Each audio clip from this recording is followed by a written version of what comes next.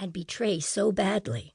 I still think that, even if most might think from a superficial look at the circumstances that it was the other way around. So that a great deal more of all of this is true, too. Certainly the part of Mexico I'll be there for, in the making of its history.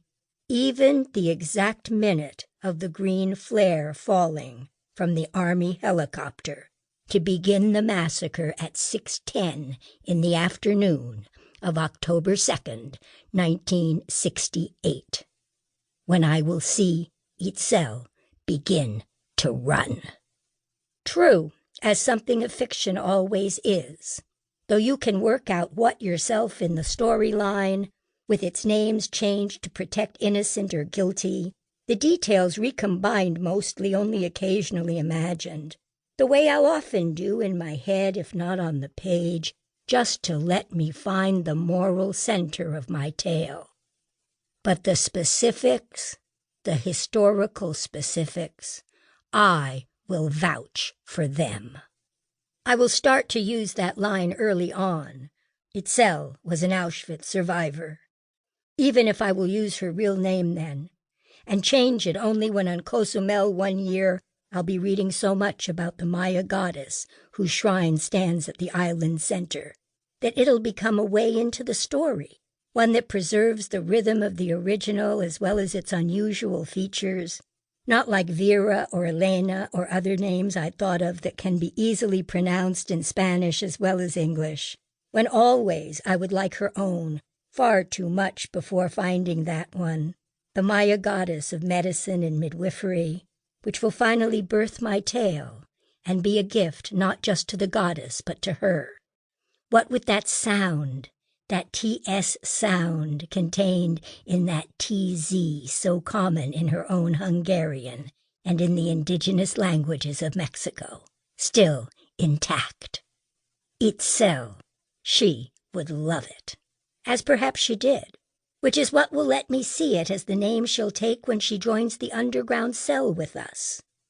I will hear her laughter in it, and that will jog my memory, because Cozumel's shrine to Ixchel, another version of Itzel most say, though controversy surrounds that too, will once more bring her and her code name to mind, how in her own way she will be midwife to us all, because she will join the group.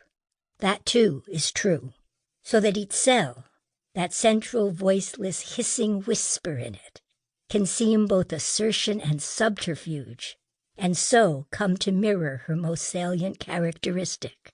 And I will keep it singular, one characteristic, assertion and subterfuge, because one will never be present without the other. It'll be easy to use that line to try to frame her, to put her in the frame, better said a frame, like a portrait, the better to see her. That's what I'll tell myself at the start, though I do like that other phrase, put her in the frame, that British police procedural phrase.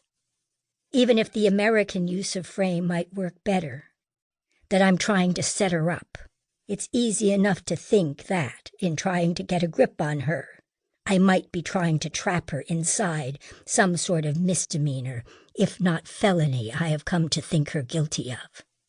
Or that Basta might have, just to get out of the picture himself, to leave us to it. Because there is a third character here. Of course there is. There has to be. The third point of the triangle, or the outsider, or both, the one who arrives late into town or mind. Or perhaps someone else will play at least one of those roles. I'll leave it to you. And besides, we will meet at art school, Itzel and I, and that's part of what we'll be learning to do. Compose the design within its limits, its frame. And we will paint each other. It will be long before I fall in love with words, or at least the writing of them. I think I've always been in love with conversation, have found in it a way to make each day new. Though back then, colors will need to come out my fingers, not remain, to be imagined in my mind.